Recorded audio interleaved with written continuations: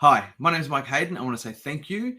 I do really appreciate your time and your attention. To me, they're the most two valuable things that we actually have in life is our time and our attention. And I really want to say thank you and appreciate you giving me both your time and your attention watching this video series. In this intro video today, I'm going to show you my knowledge and experience of what I've done the past decade on going off-grid and designing. To be honest, some of my favorite properties I've designed have actually been in an urban environment. Both houses I've taken off-grid in an urban environment, and most of our customers actually live rural and remote off-grid.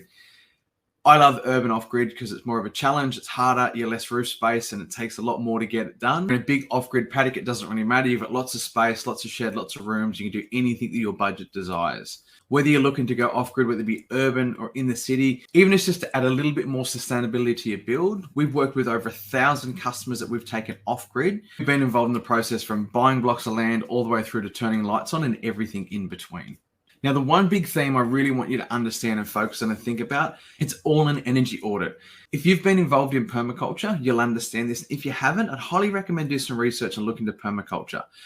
With permaculture, it's all about an energy audit, and everything in our lives that we do is about auditing the energy that we use. If you think about it like this, if you're growing herbs in your garden, where do you want those herbs to be? You want them to be as close as possible because it's something ideally going to go every single day and get herbs out of the garden.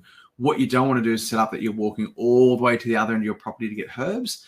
What that's going to do is that's just going to make it too hard to go get those herbs every single day. Therefore, you might not use the herbs. Now, everything we do, like I said, is an energy audit, and this comes down to how we design our properties, from things that we're going to require to use all the time. We want them close and easy accessible, all the way to through what energy appliances that we put in our house to make sure they're energy efficient when it comes to air conditioners, cooktops, and all that sort of stuff. And let me show you a few of the projects that I've done over the years and where I get my knowledge and experience from and where this madness all started from. Back in 2003, I was living in Parramatta in Sydney, and I had a huge sales company, and I was basically contracted to get involved with the Parramatta City Council. We were actually going around auditing businesses for their energy uses in the area. And that was a really fun project. And that's where I suppose that passion for me really started, and where I got my love for that technology and the energy efficiency side of life. Skip forward a few years, I built a business selling caravan and motorhome solar, and that was a real challenge because we were actually working with clients with a really small roof space that wanted a lot of energy from a small roof space. It was a challenge in itself, designing and building off-grid solar systems. In 2012 is when I sold that business, and that's when the next adventure really started into homes and off-grid solar systems on a larger scale. What I actually learned and realized from the caravan automotive side of life, there's actually all the same stuff, just on a bigger scale when it comes to solar. And when I first did my first urban project, one of the big things I was told that I couldn't do what I wanted to do. And it was actually funny is I didn't actually go take my own advice, because once I found someone that could help give me directions to work through what it is that I wanted to do, I realized that the biggest thing and the biggest problem I had, we were using too much energy for our roof space. We went on a mission to make the house more energy efficient, and it was the best money that we spent by making that house energy efficient. And until this day, I still stand true that the best money you will spend is designing and making that home as energy efficient as possible. You'll have a lot better experience when going off grid. It's not all about solar and batteries and things like that. Passive solar design is one of the best things that you can do. Now, after taking that first house off grid in the middle of Sydney, we moved to the Northern Rivers. And along that journey, we've helped over 1,000 people on the same journey to basically go and take their homes off grid.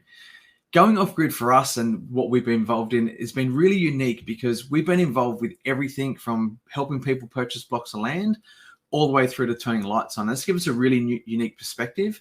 That's allowed us to see what materials people have built with and how they perform from an energy point of view, because we get to see and monitor how much energy consumption that home uses. So that's allowed us to be involved in the whole process to see how that material really performed, because we get to see the low energy that the customer uses by monitoring the solar usage at the end of the build.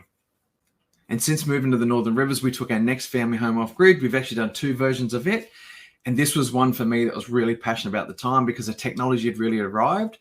Us in an urban environment to basically be completely self-sufficient for electric vehicles, electric cooking. We had a full electric household. So that's been a really exciting journey to be able to do that one now with the technology available. That is something that we wouldn't have been able to do back in 2013. Now, for us at the start of 2022, we had a little bit of a hiccup. I don't know if you've heard it at all. In the Northern Rivers, we had 2 meters of water through our business. The whole town in Lismore had a freak natural disaster, and we had more rain in the town than we'd ever had before. This created a lot of challenges for us as a business. So it's one thing that I saw as a business, that we had more to offer our customers and how to build more sustainable and build better. And with our knowledge and experience over the years of helping people purchase blocks of land all the way to turn the lights on, we feel we're in that unique situation where we have a lot of knowledge and experience helping over 1,000 customers design and deliver their off-grid homes. And we want to take that knowledge and experience to help you design your perfect off-grid home. Now that's enough about me. We're going to get into the video series. We're going to start covering the basics, fundamentals, and what I think the best things to do when it's coming to purchasing your off-grid property. You might already have a block of land or looking to purchase something. And in these next 3 videos I'm going to share with you, I'm going to show you some of the best things our customers have done over the years to really get that impact of going off-grid, making it a truly special experience. Once again, thank you for your time and your attention, and I'll see you in the next video.